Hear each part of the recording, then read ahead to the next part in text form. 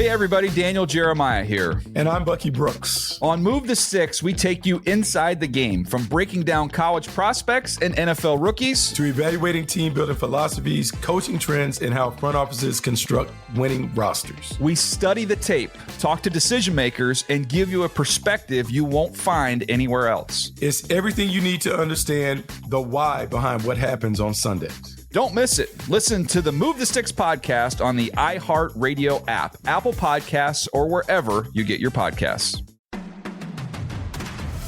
I'm Marcus Grant. And I'm Michael F. Florio, and together we host the NFL Fantasy Football Podcast. Ready to dominate your fantasy league this season? Then you need the NFL Fantasy Football Podcast, your ultimate source for player news, draft tips, and winning strategies. Whether you're a rookie manager or a fantasy vet, we've got the insight to help you crush your opponents. Listen to the NFL Fantasy Football Podcast on the iHeartRadio app, Apple Podcasts, or wherever you get your podcasts.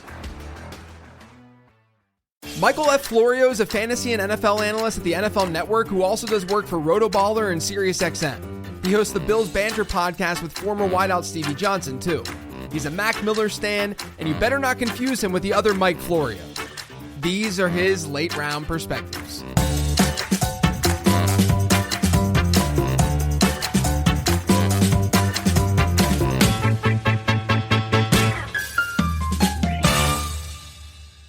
I do want to address something that I've always wanted to ask you, and I haven't asked you.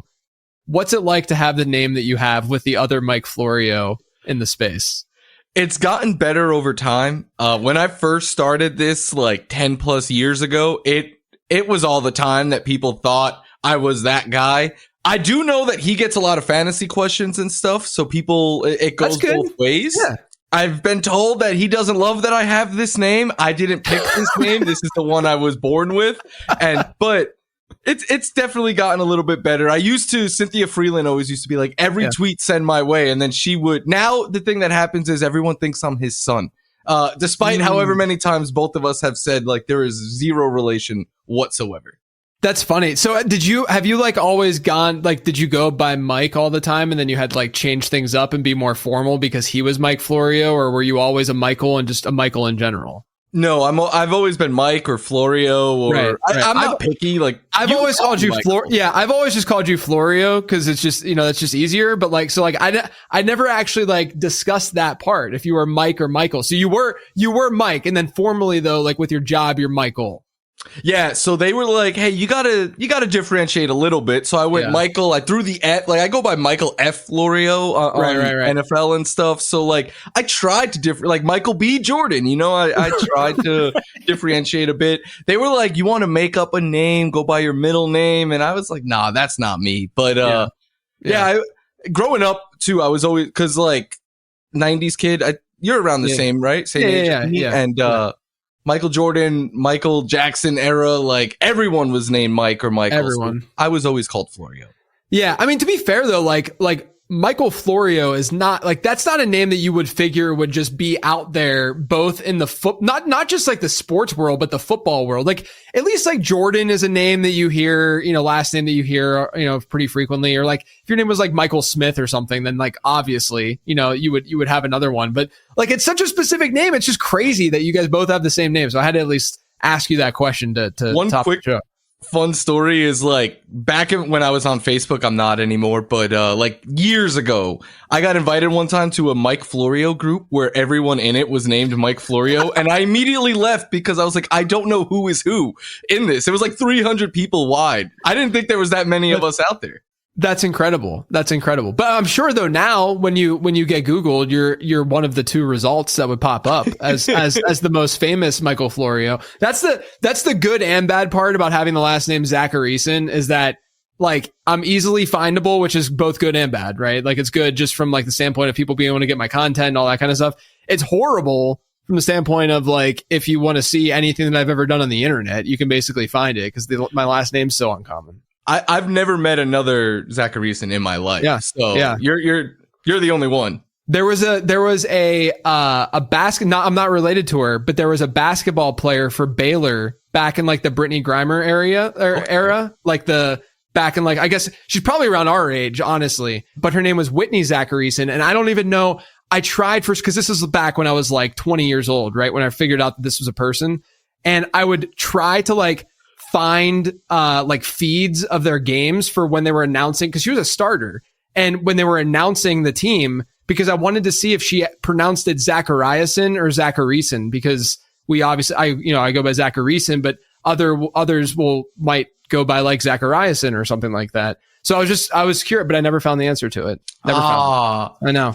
There is a chance, non-zero chance maybe, right? That like relate, because it's not a common name. So like maybe somewhere along the line, maybe like your cousin or something. Maybe. Yeah. I gotta dig into it more. But yeah, man, I'm super pumped to have you on. I also realized too that this show is part of the NFL Podcast Network now with the iHeart deal and partnership that we have going on. So you and I are like pseudo connected from that perspective too, which is fun.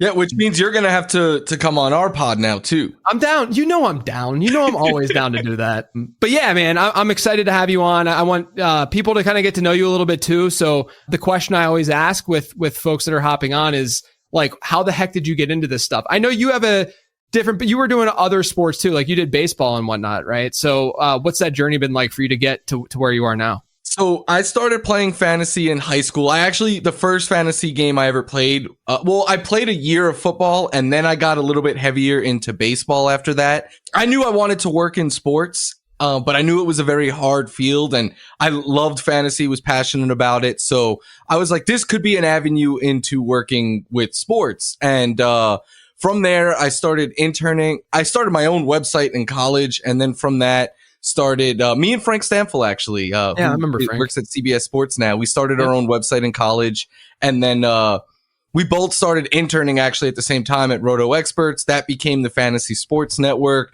I became a producer there, and I had never produced before, but they were like, hey, you get to talk on air sometimes and stuff. And then they gave us a Monday night show. Like, I would get in at 6 a.m. The show was at 8 p.m., but I was just like, I got to make it work somehow, right? Yeah. And then that became a daily afternoon show. And then I was freelancing at a lot of spots then as well, like FanDuel, the NY Daily News, a whole bunch of The Athletic, a lot, like any publication that I could.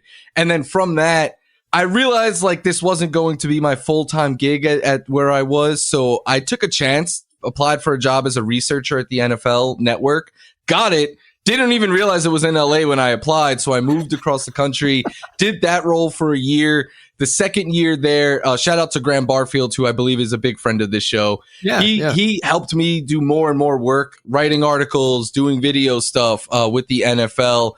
And then timing, right? Like, the NFL people, they had openings on Fantasy Live after some people left, and then COVID hit. So it was like a big thing. And they were just like, hey, you want to take one day a week on the show? And I was like, yes. And then from that, it's just, so I that's like the kind of short and quick version of it. But yeah, I'm like 15 years into this now. It's been a long journey, but definitely one that I think is very rewarding as well. Yeah. I mean, look, there's been a lot of people that, obviously Harmon at NFL and like you said, I sometimes forget that Graham was there, to be honest with you. It wasn't even like it was like super short. It doesn't always, I'm obviously now associating him with fantasy points as much as I am. And like Graham, though, back in the day started under me at Number Fire whenever he kicked things off. So like, and then you like our paths crossed at times too when you were at fantasy at the network, and then like with FanDuel and all that kind of stuff. I believe you were at FanDuel when I was freelancing there. Yeah. So that's cool. It's always fun to just kind of hear how things worked out for folks. And I think it's like, for people who are listening, the handful that might be interested in like doing this a little bit more, like it's inspiring too, to just see how like, it takes a little bit of time, there's a little bit of a grind there, but eventually you get there, and now you get to do shows with Marcus Grant all the time. And it's I'm extremely lucky. I love like waking up every day and going to work and stuff. And to your point, like it is a grind for some. Like my path was very long, but then there's other people who like make it like that. Yeah, just so good at it. Yeah. Like you can. There's no one set way, as you know. But like, I always encourage people, if you're interested in this, like just throw your hat in the ring. You never know what'll come from it. Yeah, I mean, just start like creating content and like just start doing stuff and just see what sticks and what doesn't, and kind of go from there. All right, let's talk a little fantasy football. We're now into week 11. Things are shifting a little bit in terms of, people think about playoffs a little bit more. I think that you look at your teams, I look at some and I'm like, yeah, I'll be a playoff team. And some I'm like, yeah, probably not going to make the playoffs in that league. But how does your like mindset shift in the way that you're managing some of these teams as you get closer to the playoffs? Like how are you transacting differently and looking at the waiver wire differently and all that kind of stuff? I'm not fully in that mode yet because there's still a couple of players that I'm like, this guy has so much upside, like Luther Burden or something like that. But I do tend to take in my starting lineup, especially once it's like playoff time, or if you have a team where you're like, I need to win like 3 of the next 4 to get in, I take less chances starting wise. Like early in the year, I might like Khalil Shakir is a good example, right? Like early in the year, I do not play him on many of my teams because he's a safe, like 11, 12, 13 points, but I'll roll the dice on the guy who I think could get me 20 Sure. plus if that hits. But in the playoffs, I'm like, Khalil Shakir, come on down, man, because that safe floor is, if you have a good team, if you're in the playoffs, first of all, you probably have a good team. So you should have a good core every week, and adding a floor play like someone like Shakir, because your star players obviously have a high ceiling. So having that secure floor, I think matters a lot more. And one way on waivers, like I'm in a league that I share actually with Frank Stamfel and Greg Sussman. And we were texting this afternoon. Our only quarterback is Caleb. We're putting in bids on Joe Burrow, but I was like, we should also pick up Brock Purdy as a third quarterback because you can't make transactions in this league in the playoffs. And I'm like, what if the Bengals decide to shut down Joe Burrow? Then we're there with just Caleb, who has a tough schedule in the playoffs. So I'm already thinking ahead this time of year because like we're the number 2 seed in that league. So it very much so depends on your situation, but we're going to make the playoffs. So I'm already thinking about like, how can I shape my team best for that 3-week run? Because that's all that matters once you're in there. Yeah. Are you also thinking like if you're a good team right now, like for instance, I had an auction team where I'm crushing right now. I'm in first place. I have CMC and Bijan Robinson both on the team because it was an auction, right? And so the team's doing really well. And I'm thinking, okay, I'm going to probably get a bye just the way that things are set up right now. And I do want to have some safety. Now, unfortunately, I'd have to trade for a Tyler Algier or a Brian Robinson to get that safety. But is that something that you're doing? Like, are you trading? I guess my question would be, are you willing to lose some trades in order to get that safety? So sacrifice some of the ups, like, maybe get like a wide receiver 3 type or 4 type that's just kind of sitting on your bench. You're not starting anyway, to get a backup running back that would then make you feel better. Because obviously if CMC goes down, Brian Robinson isn't going to see a 20% target share. It's just not his game. But there's obviously plenty of upside still with a guy like Brian Robinson in that kind of scenario. So are you willing to, because I get this question a lot, are you willing to sacrifice and lose a trade, if you will, in order to get that insurance? Yes. And I don't view it as losing a trade because look, I'm not going to give up a weekly starter for a handcuff back, but like you said, you're giving up like a wide receiver 3 or 4, maybe someone with a little bit more upside. But the thing is, right, like Bijan and CMC, their buys are behind them. So you're playing them every single week. And if they go down, you would play Tyler Algier or Brian Robinson, Blake Corum. Like there's a lot of running handcuffs out there that I want on my team right now because you would play that player over that wide receiver 3 or 4 anyway. So this is the time of year. I often in the beginning of the year say like, you don't want handcuffs on it. And I know this isn't just me who says this, like a lot of us say it, but like you don't want handcuffs because you want your bench spots to be taking shots, upside shots in the draft and in the waiver wire. But then we get to a point where buys are behind us and you want your starting lineup. That's what all that matters, right? To be as secure as possible and having that. Because if something happens with Bijan, look, there's no player is going to be Bijan, but Tyler Algier is going to be a top 20, top 15, maybe even better some weeks running back. So yeah, that is more useful on your team at this point in the year than an upside wide receiver or like 4 or something like that. Yeah, no, I liked your reaction of like, I don't see it as losing the trade. I think that's really important. Like people can look at my rest of season rankings or look at a trade calculator of some sort or do whatever and be like, oh, I shouldn't do this trade because no, you got to think about like how it's affecting your starting lineup. Like that's what matters most of the season. is just optimizing that starting lineup. You know, you can make the argument that the first like handful of weeks, you're trying to get, you know, your bench all solids that you have, you know, really good flyers and guys who have upside that then can take over and be part of that starting lineup.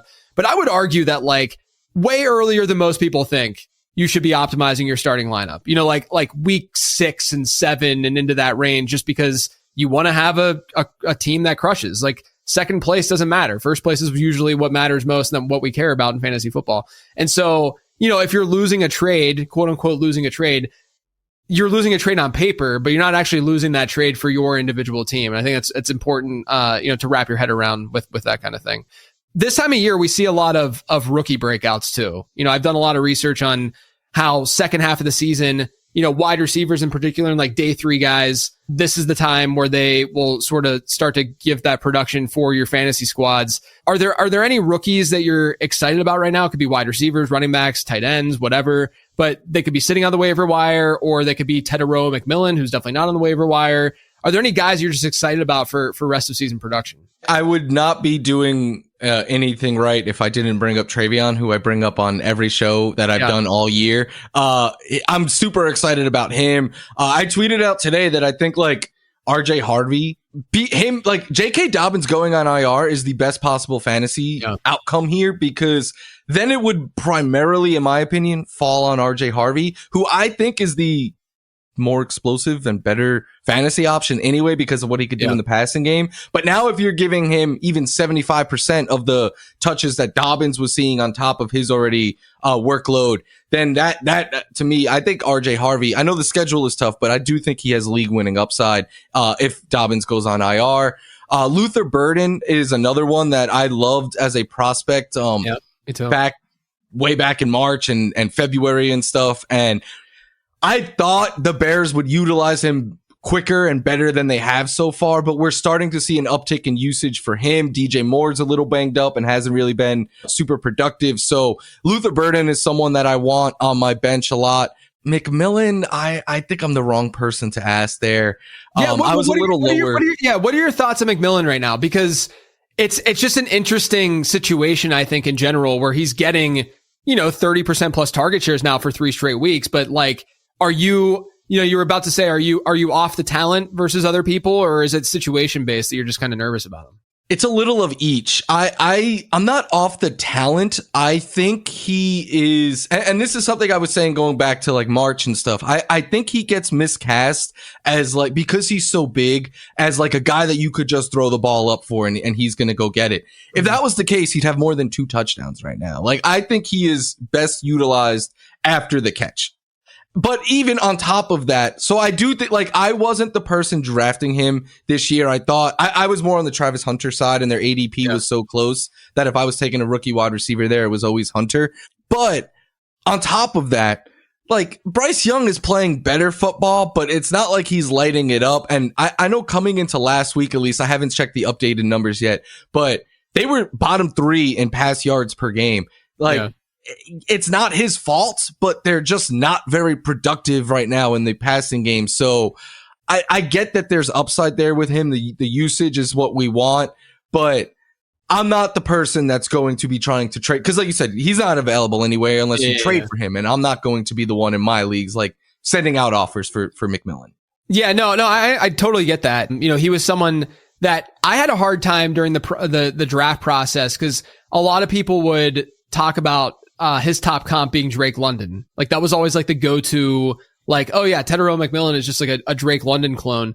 And I couldn't quite get there. Like, I thought that he was really, really good. Don't get me wrong. Like, he graded out really well in the Zap model. And I think he's got a bright future. There was just something different. Like, Drake London had better, you know, age adjusted production in college. And, we saw it more immediately with London, I think, in the NFL. You know, I'm holding out some hope that the Panthers just hit more negative game scripts than they've been hitting, and all of a sudden they're forced to throw the ball a little bit more. That hasn't worked out so far. I thought he'd have that all year. Yeah, I mean, like, the problem is that their pass rate over expected is just like insane. You know, it's like minus 12% every single week. So it's like you're just not going to get that volume, unfortunately, for McMillan, and he's just kind of stuck in that like wide receiver 3-ish territory, you know, where like he can get by on volume, but like you said, touchdowns just haven't been there. It's a little bit scary because that offense just doesn't have a strong passing attack. And Rico turning into prime Derrick Henry hasn't helped people either. Heck yeah. I'm all about that side. I'm all about that. Another question I want to ask you, and this is one that I actually haven't asked a Perspectives guest, and it's one that I get a lot though for random Q&As or the mailbag I do and stuff like that. And we're going to get to RJ Harvey in a second because I really want to dig into sort of how you're valuing him rest of season. When you're setting your lineup, are you this is not related to anything we just talked about, but are you looking at your opponent's roster while you're setting your lineup? How much does that matter to you? Are you looking at projected win probability that all these websites have now where you log on to Sleeper and you're like, oh, I hope all of these leagues are green and not red, all that kind of stuff. Are you looking at that stuff or do you just not care? I don't. I would be lying if I said I don't look at it, but I don't use it to I don't think projections on sites matter, but I just feel better when they're in my side, I don't want to go and be an underdog in all my leagues, even though I know that has literally zero control over the outcome. And I look at my opponent's lineup just so I know what I'm going up against and stuff. I also really like to look at what time and days everyone's game is because I'm weird maybe, but I always like having guys left because even if I'm losing then I feel like I still have a chance. It's just more fun that way. But no, I don't ever if they have a certain quarterback, I'm not playing a receiver and hoping it cancels out. I'm setting what I believe is my optimal lineup each week and I'm letting the chips fall. Yeah, I kind of feel the same way. I mean, maybe there's some instances if it's a clear 90-10 or 80-20 kind of matchup. Yes. You know what I mean? Where it's so extreme. But then I'm I've had situations you probably have too, where you appear to be a huge underdog and you win just because this is the way that there's variance and this is the way that fantasy and someone gets hurt or they just underperform. And the other thing too is that people do all you mentioned the quarterback and wide receiver thing. People always ask that in particular. They're like, okay, I'm a, let's say, favorite in this, and they have Jordan Love, and I could play Romeo Doubs or some equivalent of Romeo Doubs. Should I just play Romeo Doubs because they have Jordan Love? And if Jordan Love goes off, then that means Romeo Doubs has a good chance to be going off too. And the other, my counter to that would be, well, what if it's Christian Watson that goes off? Yeah. It doesn't even necessarily help you in that situation because it could still not be Romeo Doubs. Now, obviously, there's gonna be a higher correlation with Jamar Chase and Joe Flacco or, Jackson Smith and Jigba, of course, versus Sam Darnold. So I get that, but you're not questioning benching JSN or something. I guess you could start maybe not start Sam Darnold if they have JSN or vice versa. But I just think that kind of stuff is overthinking and you start to become suboptimal when you start to do that, just make stupid choices. The one thing to your point where it's 90-10, 80-20, if I run into say week 7, Joe Burrow and Jamar Chase stack, and now I'm suddenly down 60 points, I might then take, if I have a floor play, I might switch that up but that's the only time I really let it impact my lineup. Yeah, and usually in those situations, I don't know about you, but I feel like they're coin flip-ish anyway kind of situations where I had the other guy in, but I'm okay, I'll take the 45%, if it's 55 versus 45, I'll take the 45 just because I think he has a higher ceiling. And then oftentimes too, we're wrong about floor ceiling projections anyway. And then we just get it wrong anyway. I think it just comes down to just being optimal. But it came to my head for whatever reason and putting the show sheet together this week. I'm kind of want to ask about this and talk about this because it's a question that pops up pretty frequently. But I do want to talk about RJ Harvey. So it sounds like this J.K. Dobbins injury, if you think about it, if he gets put on IR, is he droppable basically in fan? I mean, you think about it, 4 weeks, are you really going to play him right away? And even if he's back, even if he has a decent game that first week back, are you going to play him again in the championship? There's it's still coming up too. So 5 weeks. Yeah, right. Exactly. Right. So you're talking, I mean, if he does go on at the time of this recording, we have no idea. Yeah. But he hasn't yet. But yeah, so I think that's an interesting game theory thing to think about. But it does seem like this is a semi-serious injury. It's not just a 1 week thing. So let's talk about RJ Harvey. You mentioned sort of how you view him in general. I mean, are you seeing, Jaleel McLaughlin and Tyler Bidet being involved still in this offense? Or do you think what kind of backfield share do you think RJ Harvey might have without J.K. Dobbins there? If it was up to me, it would be like 70%. But I can't rule out the other guys being more utilized because Sean Payton does not care about fantasy in the slightest. Like, we joke all the time on the NFL pod, just like, because we all loved RJ Harvey coming into the year, but me and Marcus were telling Laquan, like, I just don't trust Sean Payton. But I will, like, RJ Harvey for me as a prospect was one of my top 5 running backs in this class. Like, I liked him more than like consensus, like Caleb Johnson and stuff like that. And I just think he's explosive. He's a really good pass catcher. And we've seen that at the NFL level now. And to your point, like, this is the time of year where you start to feed your rookie a little bit more. It almost feels like kind of a perfect storm for RJ Harvey, but you always I can't 100% say that with confidence because Sean Payton is his head coach. Of course. Okay, so we're going to go RJ Harvey versus some guy, and we'll go in order, and I want to see who you would rather have rest of season, knowing that, like, let's just assume that Dobbins, we are assuming that Dobbins is out for like some decent amount of time. Yeah. So let's say RJ Harvey versus Alvin Kamara. It's RJ Harvey, and I want no part of Alvin Kamara. Yeah. I know he had a better game last week, but do you think he's in like a 10-team league droppable, 12-team league? Do you think he's droppable?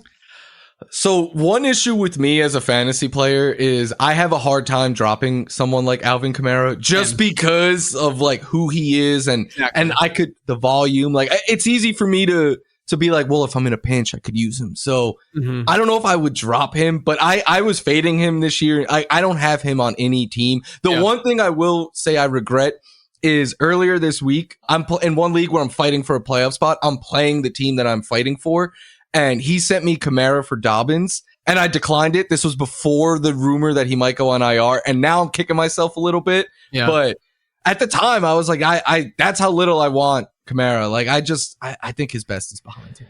Yeah. I mean, I had Jim Coventry on last week, and he was like quick to just be like, I'm dropping him, which I get. Like, I understand the logic. I mean, I wasn't quite as like strong, but I think in at least 10-team leagues, he's droppable, but in like 12 teams in competitive leagues, it's going to be a little bit more difficult. All right. RJ Harvey versus David Montgomery.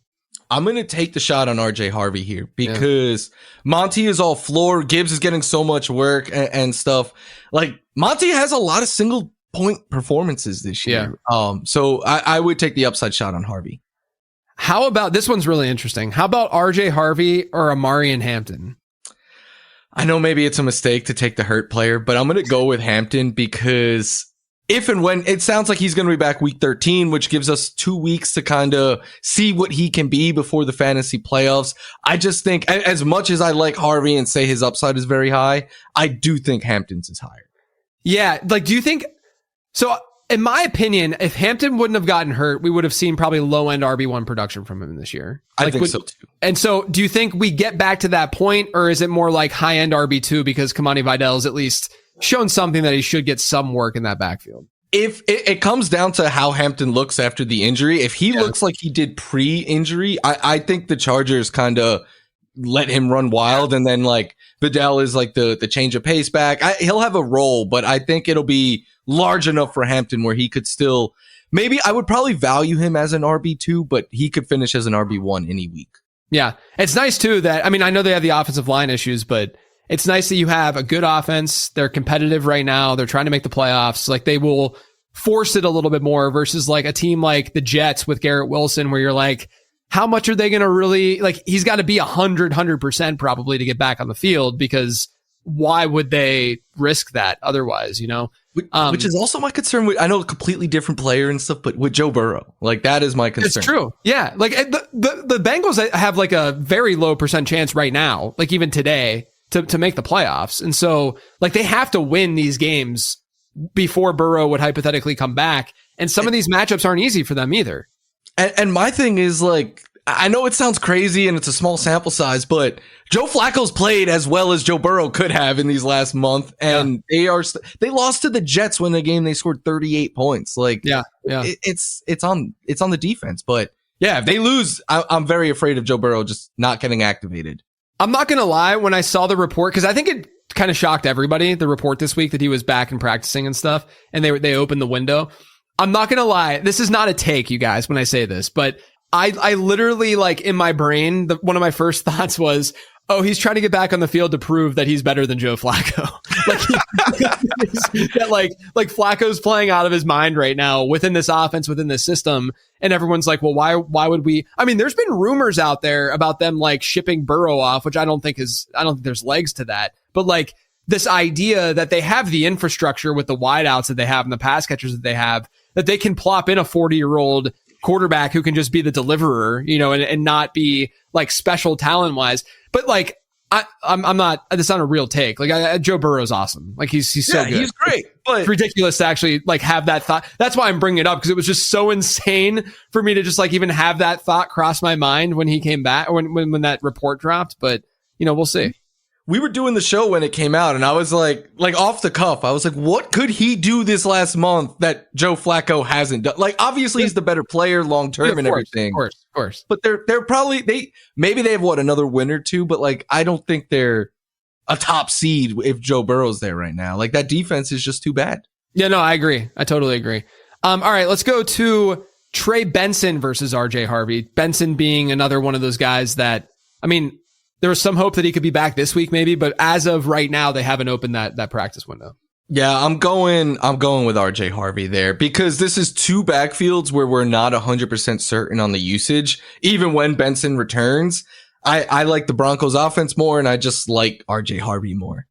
How about Aaron Jones, who's been getting like bell cow, like legit bell cow usage the last couple of weeks?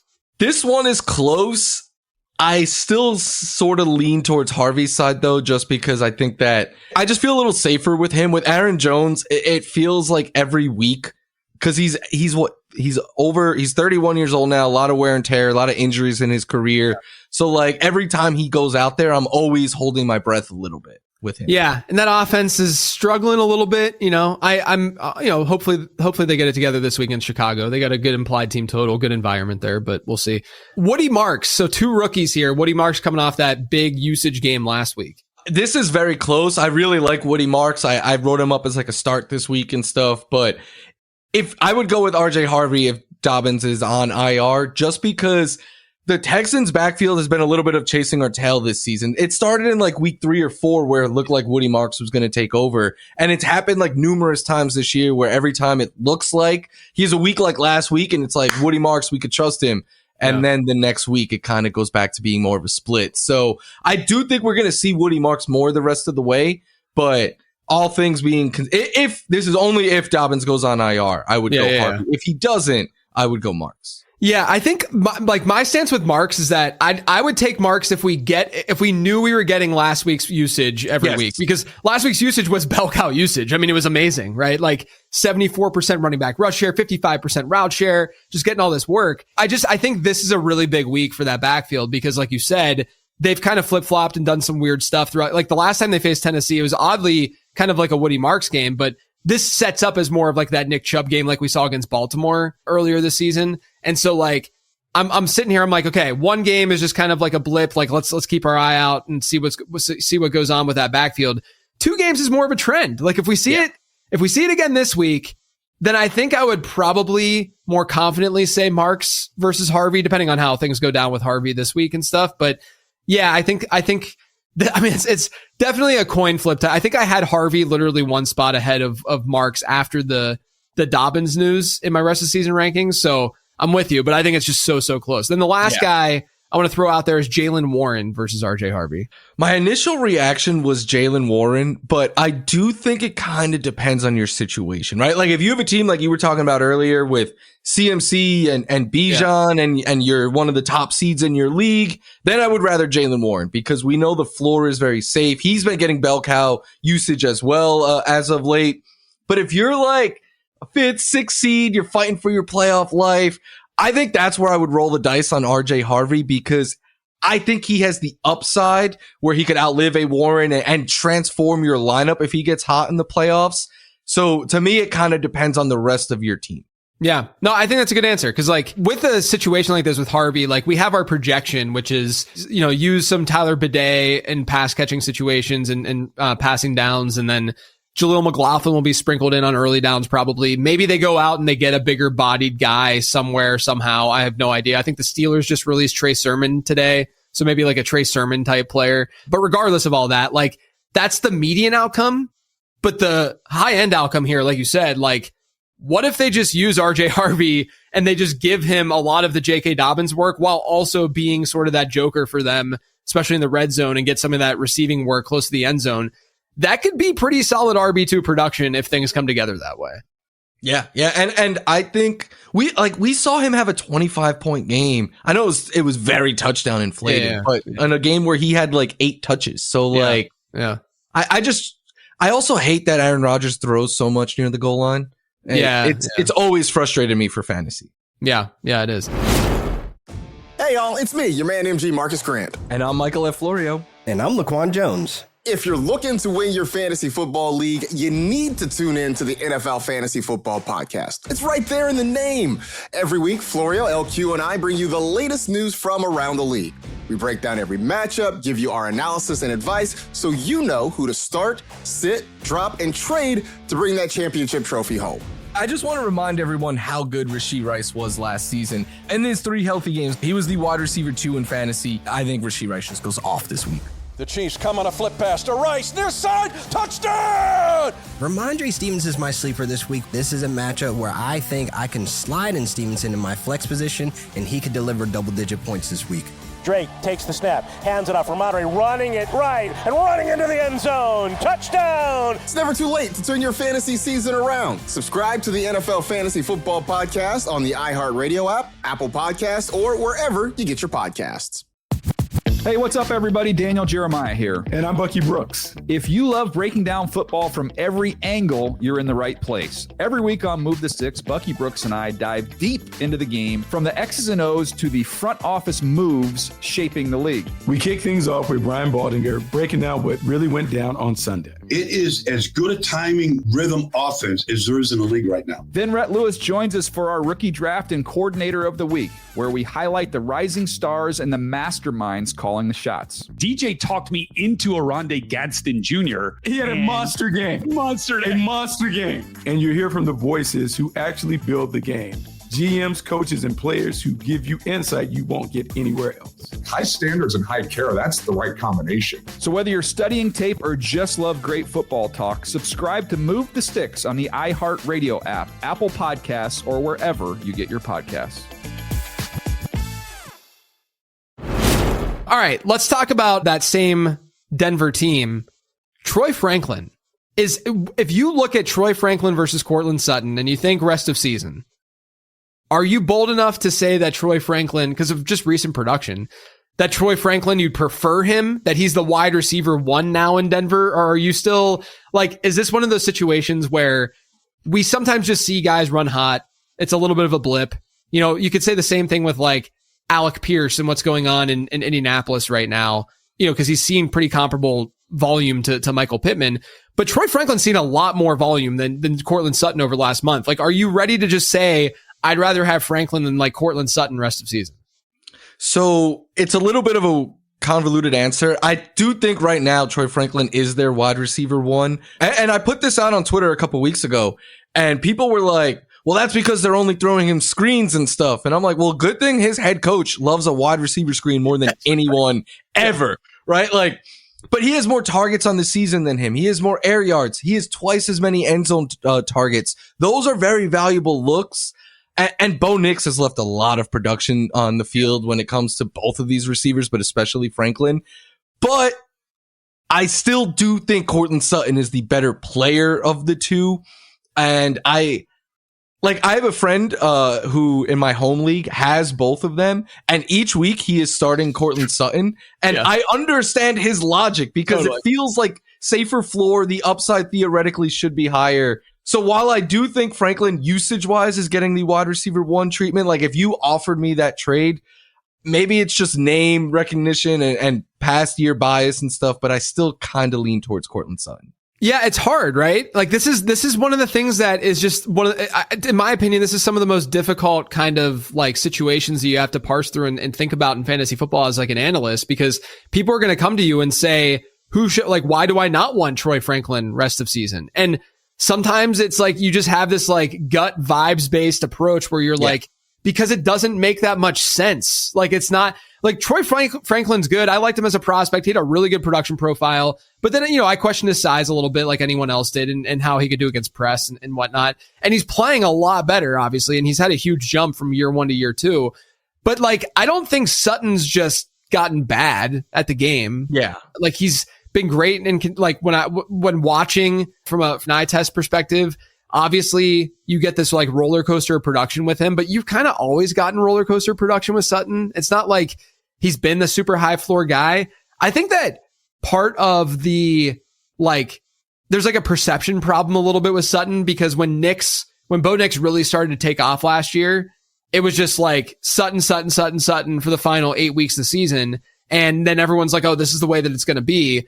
But I think it's, again, one of those situations where like a guy could have just been running hot, and we've seen some regression with Nix at times. He doesn't always look as comfortable. I don't think that the playbook is completely open right now for Denver and Sean Payton and with Bo Nix. And so I don't know. I technically still have Courtland Sutton ranked ahead of Troy Franklin rest of season, but I have them in the same tier. So I have an out, right, of saying like, if you want to go with Troy Franklin, go with Troy Franklin. I totally understand. My totally honest answer is like avoid them both. Like outside of the running game, I want no parts of this Denver offense. It's pretty rough. I mean, it's just they have not been putting it together. And like Bo Nix is one of those players where you'll look at his fantasy stat lines and like they look sometimes fine. I mean, last week wasn't that great, but like they sometimes will just look fine because he's athletic enough and he can get through and he can find the end zone on the ground and whatnot.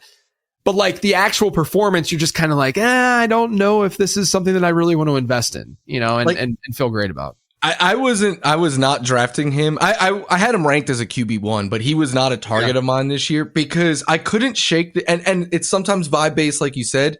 I just couldn't shake this feeling that he played as close to his ceiling as he could have as a rookie. Like I thought if any of the rookie quarterbacks were going to take a step back this year, it would have been Nix. And it was hard because like there wasn't a lot in the numbers there. There wasn't a lot in the numbers to say Drake May was going to be good. But that's why we watched the game, and watching it, I was like, yeah, I'd much rather Drake May than Bo Nix. I personally think when it comes to obviously I'm going to be data driven with the way that I approach stuff, but like I think with evaluating these players, it's toughest to do that at quarterback than any other position because there's just so much at play. A lot of it is between the ears kind of stuff. And like, there's just, it's just not easy when I'm talking about when there's like tweeners or like guys who are like, you could go either way with. I'm not talking like, I almost guarantee you that Cam Ward is not going to be one of those players entering next year where we're like maybe he surprises and maybe he like is a decent fantasy asset. But chances are, given what we know right now, he's probably just going to be like where Bryce Young was after Bryce Young's, rookie season, where we're just like,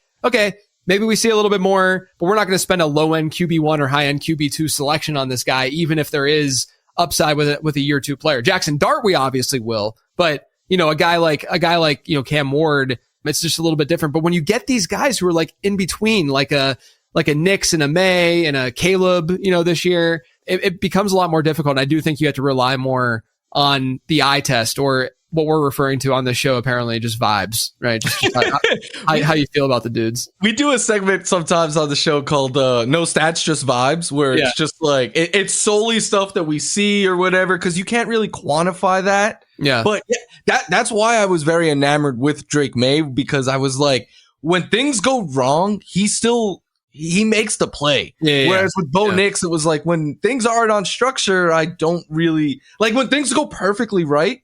Nix is great. Yeah. But once something goes wrong, Sean Payton, I don't think trusts him at all right now. But I didn't either.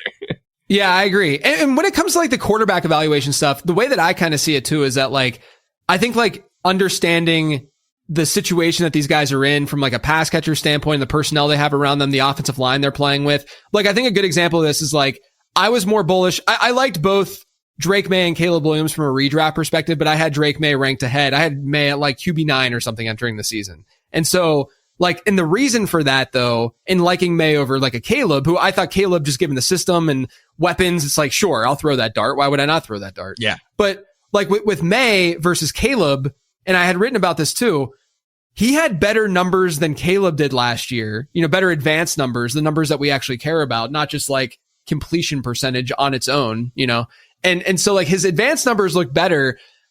And then I felt like there was a lot more excuse making going on for Caleb than there was Drake May, when May had arguably the worst offensive line between the two. He definitely had worse weapons between the two, and his coaching staff got gutted too. You know, it's like he had problems with coaching as well. It wasn't just Caleb Williams. And so you put all that context together and you're like, well, Drake May, like, not only eye test, like, looks like a baller, or it could be, you know, at least has an upside, but also like contextually had better marks, you know, data marks and statistical marks than Caleb Williams did. So let's lean into that a little bit and just see what happens.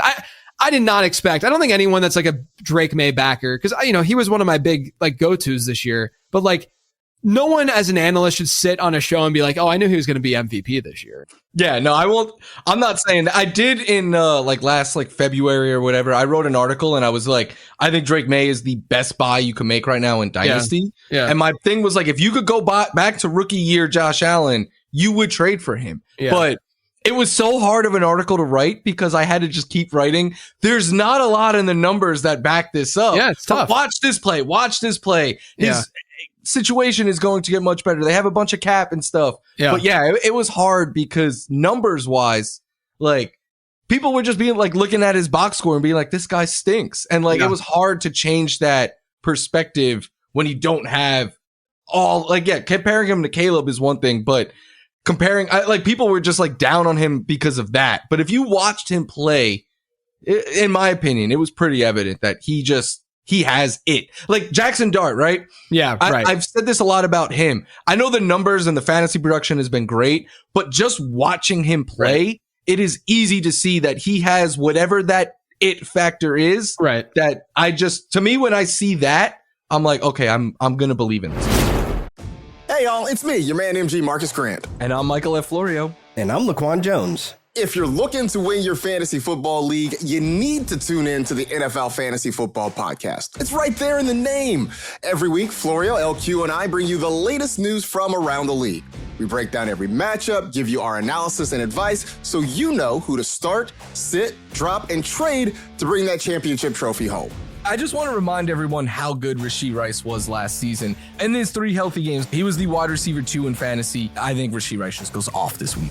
The Chiefs come on a flip pass to Rice, near side, touchdown! Ramondre Stevens is my sleeper this week. This is a matchup where I think I can slide in Stevenson in my flex position, and he could deliver double-digit points this week. Drake takes the snap, hands it off. Ramondre running it right and running into the end zone. Touchdown! It's never too late to turn your fantasy season around. Subscribe to the NFL Fantasy Football Podcast on the iHeartRadio app, Apple Podcasts, or wherever you get your podcasts. Hey, what's up, everybody? Daniel Jeremiah here. And I'm Bucky Brooks. If you love breaking down football from every angle, you're in the right place. Every week on Move the Sticks, Bucky Brooks and I dive deep into the game, from the X's and O's to the front office moves shaping the league. We kick things off with Brian Baldinger breaking down what really went down on Sunday. It is as good a timing rhythm offense as there is in the league right now. Then Rhett Lewis joins us for our rookie draft and coordinator of the week, where we highlight the rising stars and the masterminds calling the shots. DJ talked me into Oronde Gadsden Jr. He had a monster game. Monster game. And you hear from the voices who actually build the game. GMs, coaches, and players who give you insight you won't get anywhere else. High standards and high care, that's the right combination. So whether you're studying tape or just love great football talk, subscribe to Move the Sticks on the iHeartRadio app, Apple Podcasts, or wherever you get your podcasts. As much as we can crap on the fantasy consensus and like the way that like the hive mind that goes on and all kinds of stuff that happens with groupthink and whatnot, which is true. Like it's inevitable that it's going to happen. I do think that at quarterback in particular, that the sort of like fantasy football analyst, like go to late round quarterback over the last handful of years, there's always like one. Ever since like the mobility stuff has started happening with quarterbacks, and we've gotten these unicorns in the position where it's like harder to find later round quarterbacks, we've kind of like, as a consensus, have nailed who that guy is. Cause I think like in general, most people thought it would be Drake May, or like that was one of the favorites this year, right? You had Jaden Daniels last year. A lot of people were drafting him high because of his mobility. It's this combination of like, you know, draft capital, skill set, you know, mobility and ability to have that high ceiling. You know, you're not just a statue in the pocket. And I do think that that's one thing that if you want to, like I said, crap on the fantasy space and all of us idiot analysts who are sitting with a microphone in front of our face, having these takes, I do think that the one place that you probably shouldn't fade is the late round quarterback spot. And look, there's always an Anthony Richardson mixed in there to keep us humble. Sure. I do agree. I think quarterback is it's funny because it is the hardest position to project from a real life standpoint, like figuring out who's going to be good or not entering the league. Yeah. But once we have info on them, I think it is the most straightforward position in fantasy. Right. Like we knew, we know how to spot regression and stuff with it. We know where guys are likely going to underperform. Yeah. Like once we get a sample, it's not as bad. And to be fair with the Anthony Richardson thing, people were drafting him at QB5, last year. So it was, yeah. So the upside is clearly there, but I do, I think more in that QB 10 to 15 range, there just seems to be that sweet spot starting back to when Lamar Jackson first broke out. Yeah. You had Josh Allen the one year, you had Jalen Hurts the one year, you had Jaden Daniels. Now you have Drake May. And they're always the consent. If you were to poll 100 fantasy analysts, I would imagine that would be their go-to in that range. And I think there's at least something to that. You can fade us everywhere else, but don't fade us there. I agree. I was in on pretty much all of those guys. My favorite one at quarterback that I was in on that wasn't as consistency was 2022 Daniel Jones. I know that kind of came out of nowhere, but I had him on I was just like, this guy can run. I'm going to take some shots. It don't matter sometimes, right? We're just is he that's the hardest part for me with prospecting. I don't even do that much prospecting work with quarterbacks. Hopefully I do more this offseason, but that's the hardest part for me is that we want a guy in Dynasty who has a job for a long time, right? That's the number one that we need. But then on top of that, we know that there are mobile athletic quarterbacks who might not be like Justin Fields, who might not be that great as ball throwers, and they might not be able to sustain and keep a job forever. But when they are on the field, they're giving us fantasy production. And so we're trying to balance the mobility aspect. And it's so much easier in redraft because you say, if I miss on this, it doesn't matter. That's why if you drafted Kyler Murray this year, if you drafted even Justin Fields this year, your team didn't sink. It doesn't matter. They were late round picks anyway, later round picks. So it wasn't that big of a deal. But in Dynasty, there's a different investment. Yeah, agreed. But that's why I had Justin Fields as my QB6 in my redraft rankings, because I was after the top 5, you could argue Mahomes running has changed everything. But I was those are the only two to me quarterbacks that have the upside to enter the elite tier. And Fields was very cheap. So I was drafting him everywhere. And I paired him with Dak or Goff or May in some places. And I still have Fields in some of them. Some of them I cut him, but that first month of the season was pretty fun. First month was fun. That was a great first month. All right. I got a question about this Eagles passing attack. We saw, it was just, that Monday night game was brutal. I needed a little bit more production from, personally from an AJ Brown or Dallas Goedert in that game. I have a lot of Devontae Smith, so that was good. But regardless, it's a very tilting offense. Right now the Eagles are 25th in percentage of drives that end up in scores. That's not good when you have a decent offensive line, Jalen Hurts a quarterback, which say what you want, he's not a bad quarterback. And then, you get Devontae Smith, AJ Brown, Dallas Goedert. What do you make of all of this? What do you make of the offense in general? Do you think that we're going to see what we saw last week more frequently, or are we going to revert? There was a week 4 to week 7 range this year where they were more pass heavy, where these wide receivers were getting more work and they were more consistent. Are we going to go back to that, or are we just going to see what we saw on Monday night? I think so. I think we're going to go back to that. And so today on the NFL pod, I said we did a player you would trade for. And I said AJ Brown, even though AJ Brown is literally telling us not to roster him in fantasy right now. Yeah. And I was originally going to say Devonta Smith, but after Monday, I saw so many tweets saying that he is the wide receiver to roster there. He is the one. So I'm going to go back to what I've gone back to all year. I just simply think there's too much talent for AJ Brown and Jalen Hurts not to start connecting more. And I know that's much easier to say in weeks 3, 4, 5 than it is week 11. Yeah. But let's not forget, he had 14 PPR points 2 games ago, 28 the game before this week. Yeah. So that's still in him. And even more than that, take a look at their upcoming schedule. They get the Lions this week, then the Cowboys, the Bears, The Chargers, okay, maybe not the best matchup. The Raiders get cooked by out wide receivers. Mm-hmm. And then the final 2 weeks of the fantasy playoffs, the Commanders, which is one of the best matchups, and then the Bills, which might not be a great matchup on paper, but has a very good chance of being a high scoring game. Yeah. So I'm going to, while the value for AJ Brown is at an all-time low,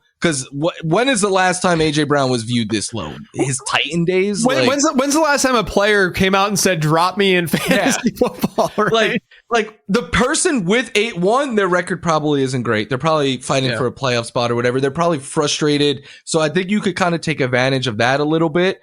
But also this schedule, like you're facing other high-powered offenses or great matchups pretty much every single week. Yeah, I'm going to roll the dice. Like I was said on the show today, I wouldn't, if we got to draft for the rest of the year, I'm not taking AJ Brown as a wide receiver 1. Sure. But if I could trade for him at a low point and get him as like my 3 on a team that I feel pretty good about, then all of a sudden, if he hits, that could lead me to a championship. I'm all about buying when market sentiment is this low. You know, when you know it's a talented player. Like we can say that he's not the same as he was last year. He doesn't have the same motivation or whatever the case may be. But AJ Brown is still better than the majority of wide receivers in football. And, you know, given this is all versus cost. We're not saying draft AJ or take AJ Brown in his draft day cost or anything like that. This is all versus how people are viewing him. And like you said, their rest of season schedule is pretty juicy. So I love that. Do you have any late season sleepers that you think could break out? So it doesn't have to be rookies. It could be any type of you know, where they're at in their career. It doesn't have to be first year guys, but anyone in this late season that you think could really help fantasy squads. I know we spoke a lot on RJ Harvey. Luther Burden is another one. I was big on Sean Tucker until Bucky Irvin returned to practice today because I just don't think Rachaad White is a good runner. Yeah. I think he's a good receiving back.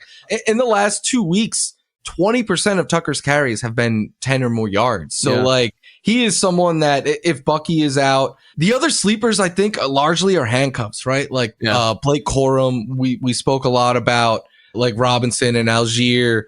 And then I'll be a homer a little bit here. So one Bills receiver's got to step up, right? You would think, yeah.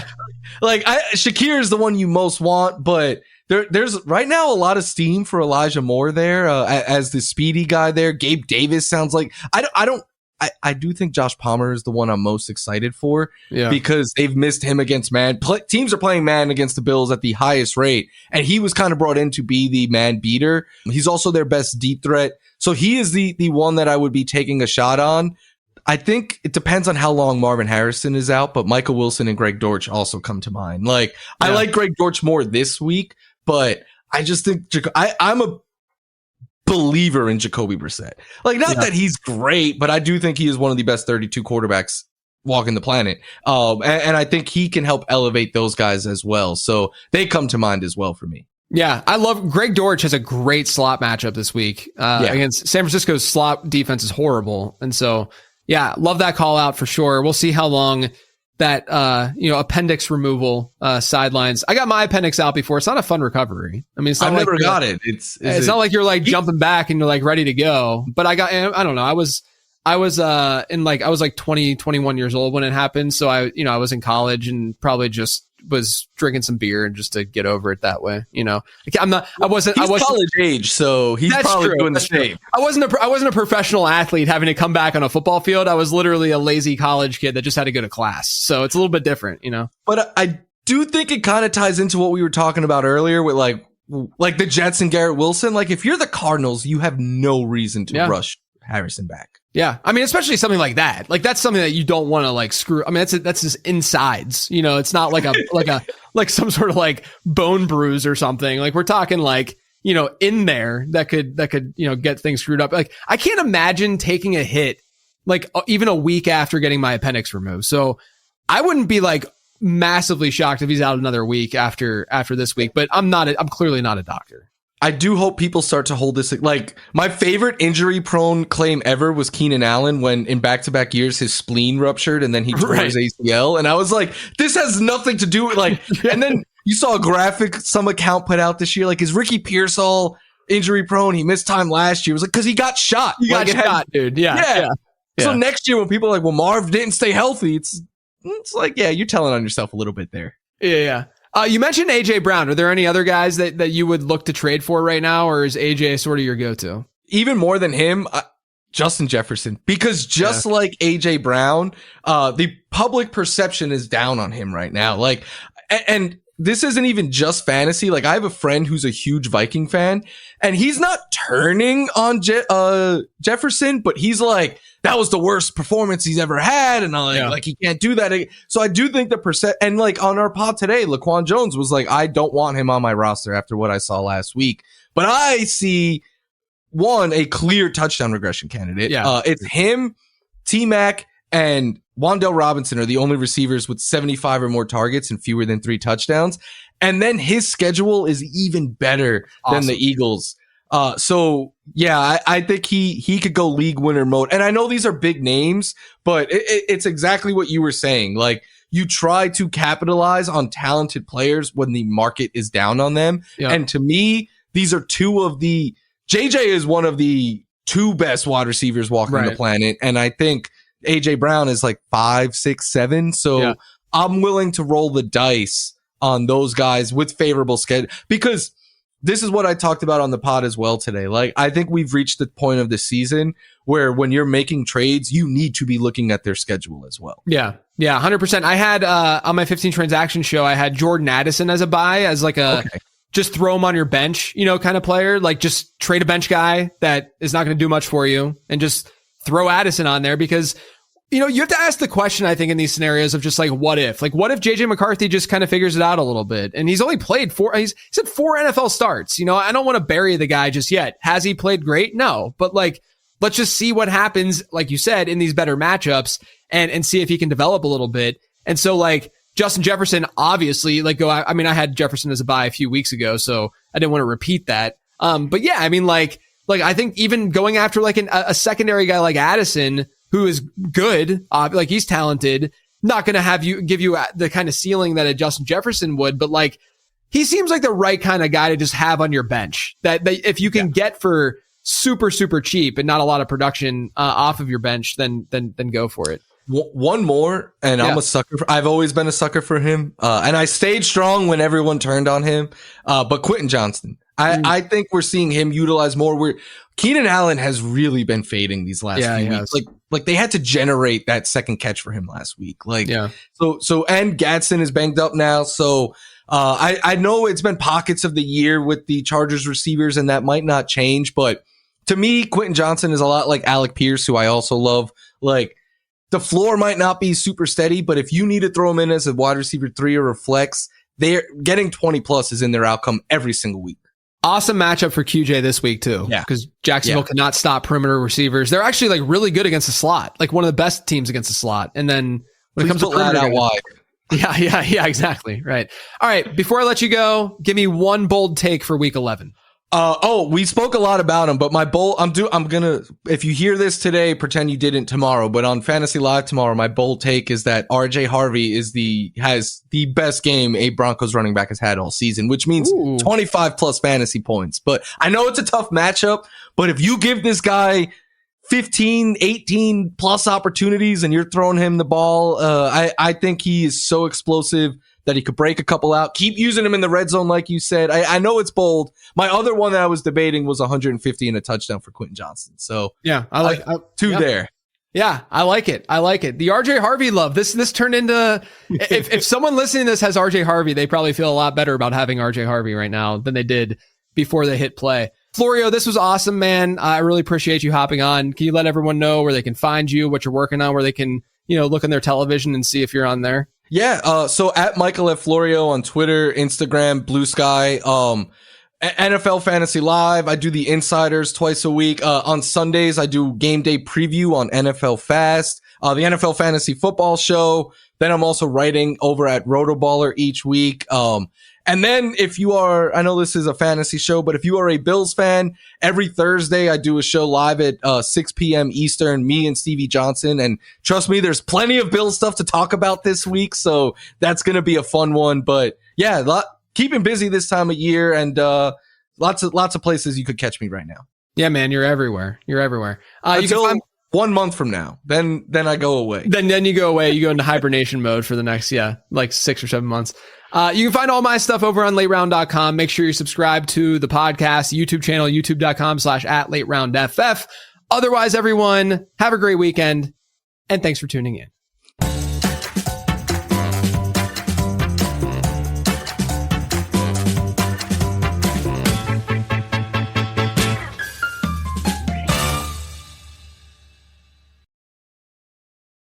Hey everybody, Daniel Jeremiah here. And I'm Bucky Brooks. On Move the Six, we take you inside the game, from breaking down college prospects and NFL rookies to evaluating team building philosophies, coaching trends, and how front offices construct winning rosters. We study the tape, talk to decision makers, and give you a perspective you won't find anywhere else. It's everything you need to understand the why behind what happens on Sundays. Don't miss it. Listen to the Move the Sticks podcast on the iHeartRadio app, Apple Podcasts, or wherever you get your podcasts.